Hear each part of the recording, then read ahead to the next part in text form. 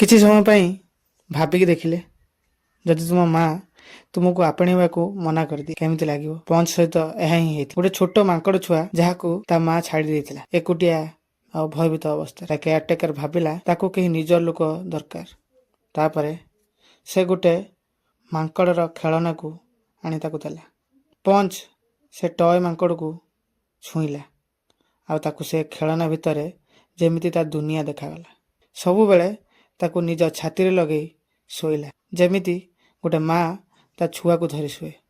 ଯଦି କେହି ମାଙ୍କଡ଼ ପଞ୍ଚକୁ ମାରୁଥିଲେ କି କଷ୍ଟ ଦେଉଥିଲେ, ସେ ଆଉ କେଉଁ ମଣିଷ ପାଖକୁ ଯାଉନଥିଲା, ଯାଉଥିଲା ସେ ଖେଳନା ମାଙ୍କଡ଼ ପାଖକୁ।